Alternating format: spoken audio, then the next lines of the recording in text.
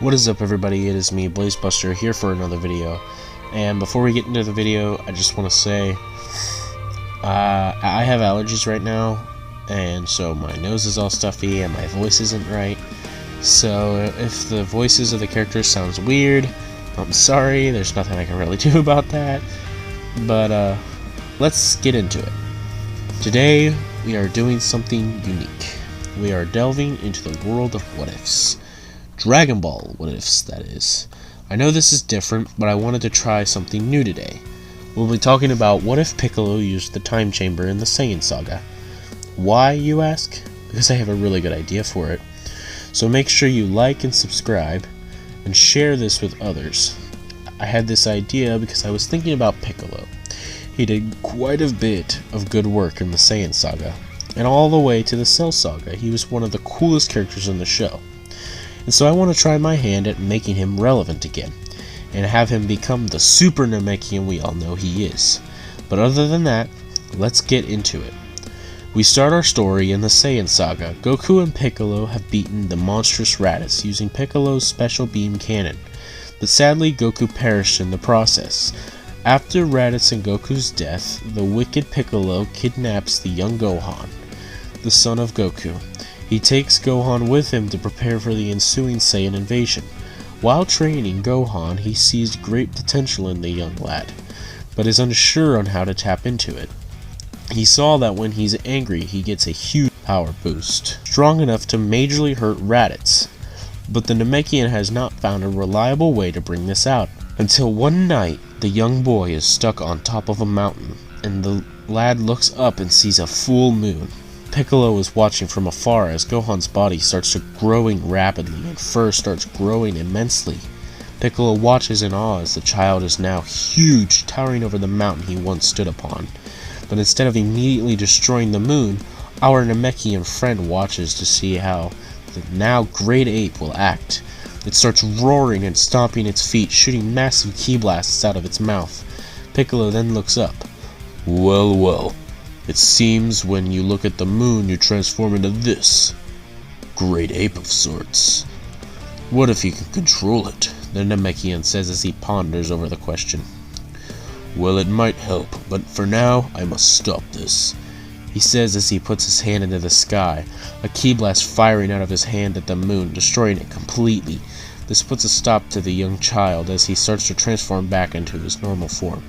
Piccolo lands next to the young Gohan as he thinks to himself, if he can control that, then he'll destroy anything in his path. If only we had more time, or maybe harder training. Piccolo thinks deeply as he picks up the unconscious Gohan, after using the clothes beam of course, and flies to Kami's lookout. All the other fighters are resting. Piccolo walks to Kami and stares him down, scowling. Kami looks at Piccolo. Why hello, Piccolo. How can I help you? Kami says, trying to be respectful. Don't play coy with me, Kami. You know why I'm here. Kami looks away as a drop of sweat rolls down his head. Yes, I know. I also know a way you can train a lot more in this time frame. We don't have a lot of time before they arrive. Piccolo smirks as he sets Gohan down. What is it then? Kami sighs and looks towards Piccolo. Fine, I'll tell you. It is called the Hyperbolic Time Chamber, or the Room of Spirit and Time. So what's it do? Piccolo asks inquisitively. Well, in it, you can get a whole year's training in a day. When you're in there, time is much faster, but it is very hard on you as well. The dimension is long and strange, and its gravity is 10 times of Earth's. Piccolo smiles and looks at Gohan. I want in. Absolutely not, Kami yells. Why should I let you into it? You'll attack us as soon as you get out. Piccolo smiles. Well, if I don't get in there, the Saiyans will destroy everything. And if I die, the Dragon Balls will be deactivated. If they're gone, then there's no chance after that. Kami sweats as he thinks deeply. Fine, I'll take you there. Follow me. Wait, I need you to do something first. You said it's a room, so you can change it? Kami looks at Piccolo confused. What are you thinking? Piccolo looks down at Gohan, then back to Kami. Can you put a moon in there? Like, in the sky? Kami looks down, then back to Piccolo. Well, I guess I can, but why? It'll help with my training. Kami points to the room and walks into the lookout. Just leave me out of this, and leave the child out here. Piccolo picks up Gohan and enters the chamber, ignoring Kami. He looks around as he instantly is strained because of the gravity. Ugh, he wasn't kidding. This is really hard. It's hard to even keep standing. Piccolo starts training immediately while Gohan is still passed out. They train in the chamber for a full year.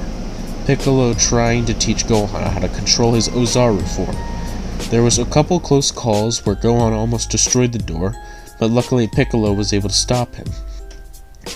When they went into the chamber, Piccolo's power level was 2,750, almost to the 3,500 he was at when the Saiyans arrived, and Gohan was at 570, almost half of what he was whenever the Saiyans arrived. But after they leave the chamber, Gohan's power is 4,000, and Piccolo's power is 7,000. That might seem big, but this is the room of spirit and time.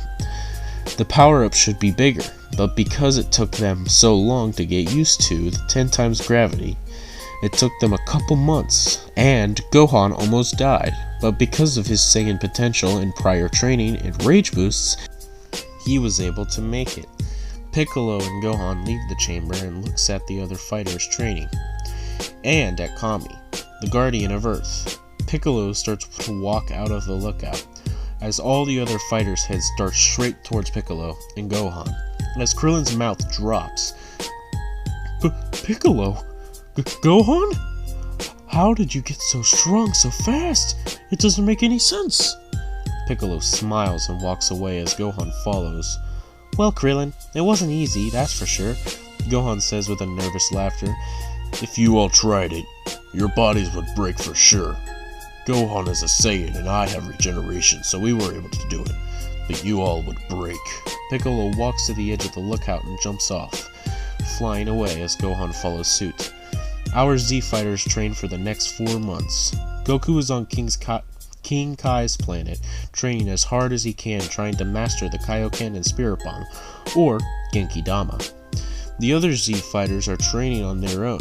The day has finally arrived, and the Saiyans have landed as Piccolo and Gohan are doing some light training. They hear a massive explosion. They start moving in that direction immediately. The Saiyans land on the ground as Gohan and Piccolo land to meet them. The other Z fighters landing soon after. Well, it seems they were expecting us. It doesn't matter much. A bunch of weak Earthlings, a Namekian and a half-breed, will be no match for us. In all honesty, I'll probably have to do nothing. Nappa, have your fun. Vegeta sits down smirking like he normally does. Oh yeah, time for me to have some fun! Nappa smirks as he walks towards the Z fighters. Tien, Chaozu, Krillin, Yamcha, Gohan, and Piccolo all stand opposite from him. They all, except for Piccolo, ready their battle stances. Everyone, stand down. I want to try first, Piccolo says as he takes off his hat and cape and starts to power up.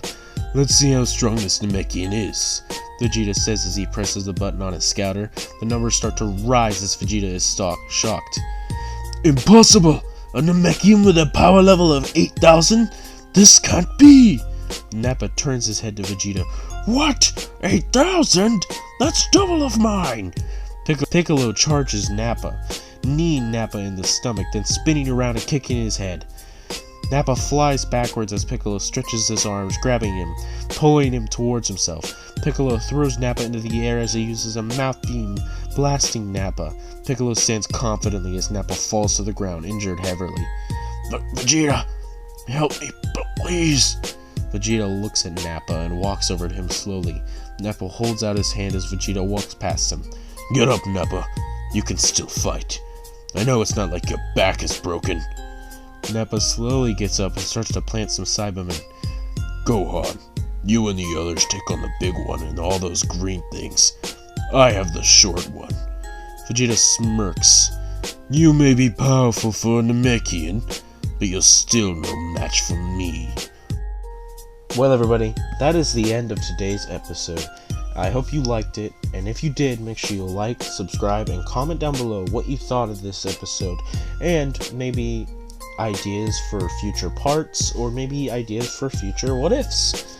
But yeah, that's about it. So I'll see you guys next time. Bye.